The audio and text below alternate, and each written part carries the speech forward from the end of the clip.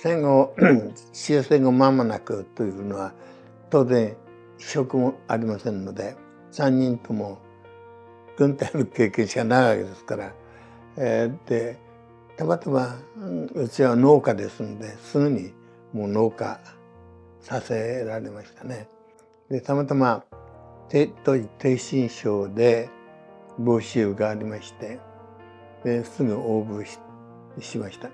トンツの電報の要員を募集した。ところがもう私は聞くことも打つこともできましたので、もう問題なく採用されたという感じですね。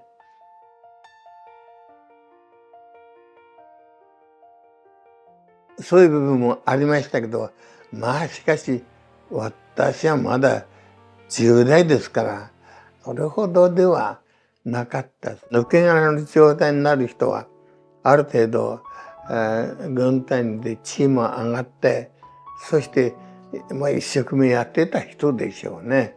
でそういう人というのはやっぱり抜け殻になる。ほんで、徹底的に軍国主義を叩き込まれた人ですね。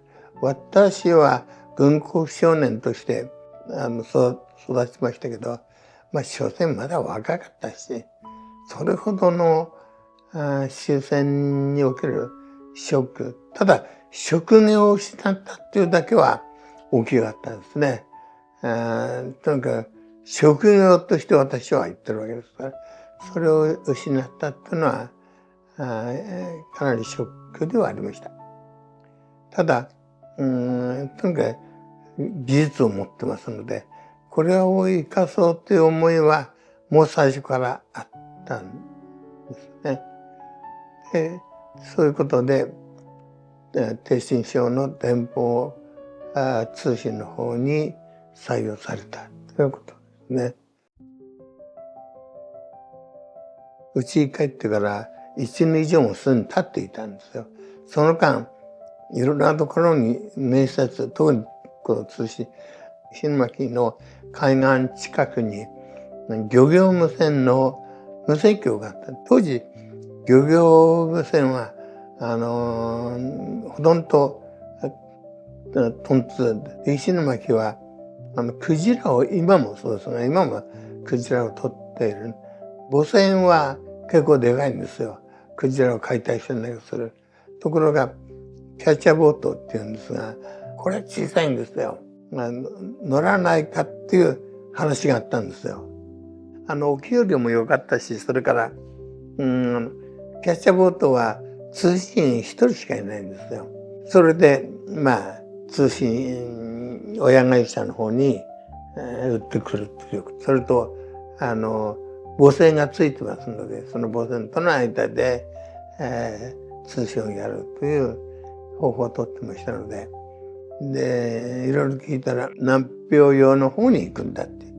でオーストラリアよりもっと南だっていう話で、どのぐらいかかるかったら1ヶ月くらいそこへ現場に行くのにかかるっていうことと、それからとにかく小さかったですね。私が知らぬの経験しかない。これでオーストラリアよりもっと遠いところへ行くのか。ほら行く途中に沈没するんじゃないかっていう思いがあって、それは断ったんですね。これはちょっと大変だなとすぐ思いましたね。あまりにも小さいんだもの。本当にもちろん鉄路ですが、あまりにも小さいので、ダメだなと思いましたね。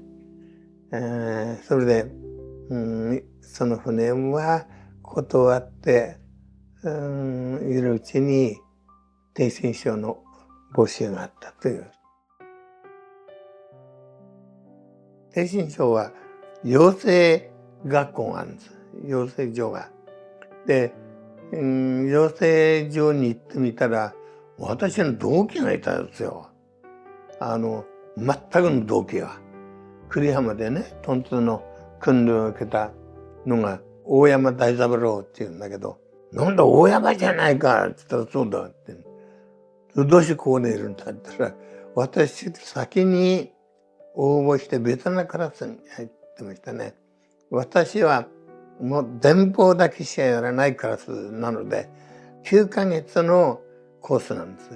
ところが大山大豆原の方はまだ低身長ですから、郵便も保険ももちろんトンツーもやるし、そんなこと2年間の養成期間が、すでにそいつらはもう、半年より早くも入って訓練もう受けてるんですよ。で、しょっちゅう、彼とは養成所の中で話はするようになりましたね。で、陸軍のパイロットの養成所にいたのが2人いましたね。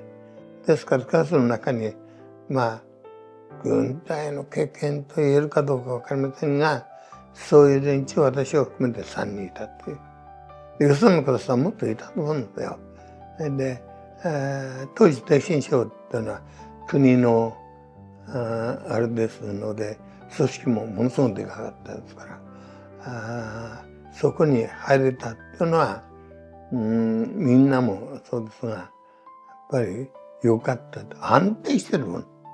国の機関ですので。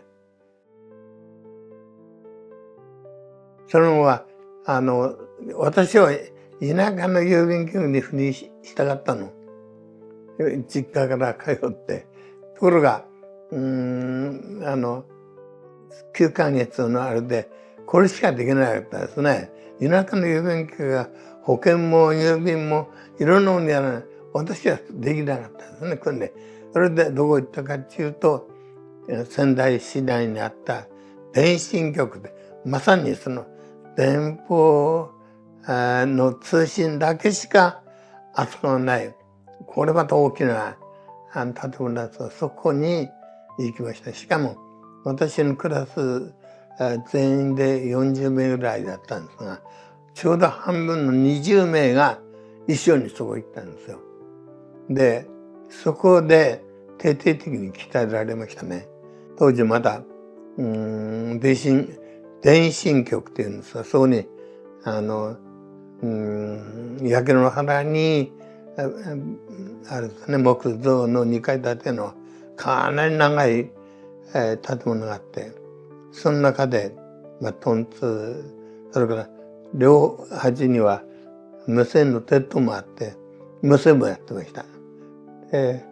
そういうところに最初、入って、これがまたきつかったですね。何がきついかっていうと、電報っていうのはもう24時間体制でやってるもんですから、番がいっぱいあるんですよ。その ABC でっていうふうに。そして8交代ですね。8輪番っていうんですが、これがやっぱりきつかったですね。電報っていうのはまさに低身症での電報と電話。これは唯一独占してましたので。だから民間が入るうちはなかったと。あえて通信やってるのは先ほど言った漁業無線ですね。